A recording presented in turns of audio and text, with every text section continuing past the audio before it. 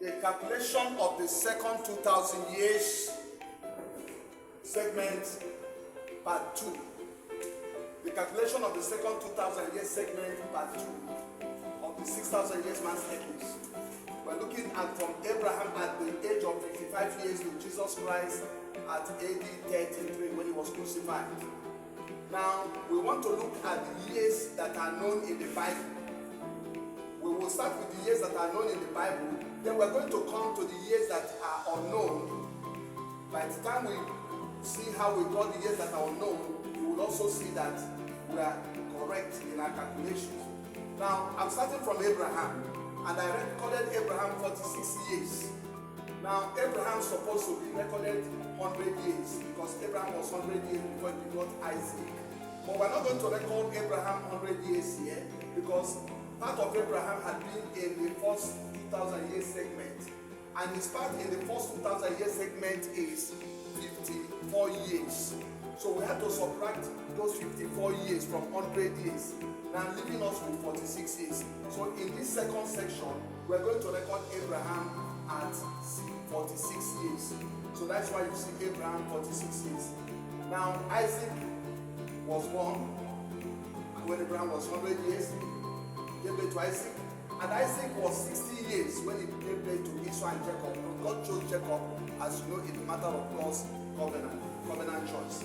Jacob was chosen, and Jacob was 130 years when he went to Egypt.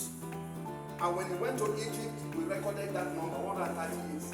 Now, going of Jacob to Egypt means the coming of the children of Israel into the land of Egypt.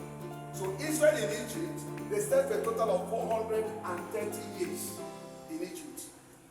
Now, when they left Egypt, they now went through the wilderness journey for 40 years. Now, this unsettled period in the promised land is a total of 251 years.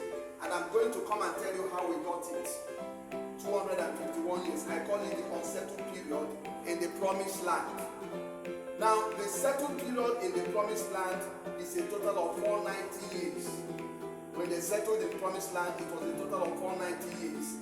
And because they failed to observe the 70 years of Sabbath that are contained here, because God asked them to observe every 7 years, 1 year, known as Sabbath year. So they stayed in the land for 490 years without observing the Sabbath years. And the number of Sabbath years in all happened to be 70 years.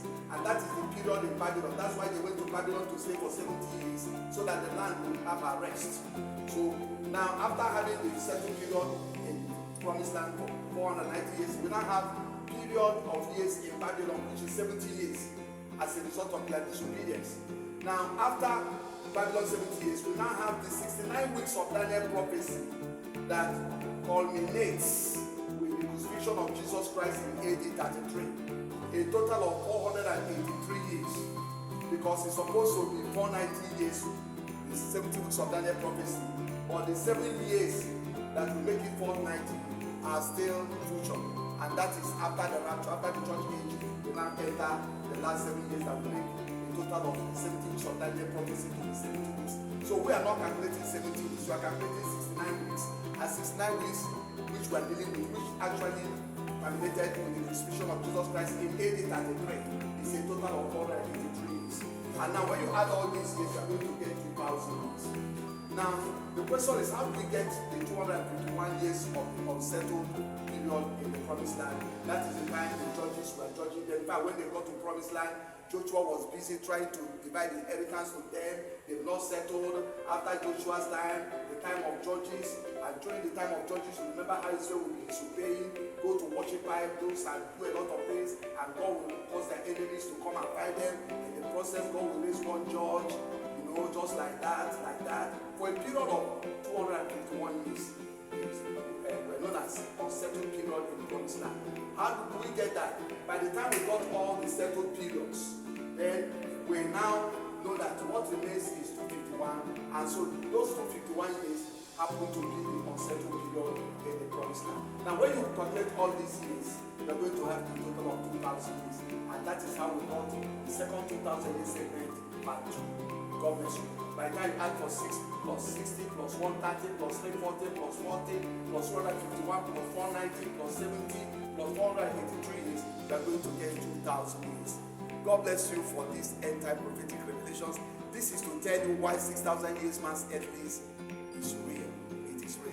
If you are not giving your life to Christ, please do so. Time waits for no man. The end of this world is at hand. God bless you. Thank you.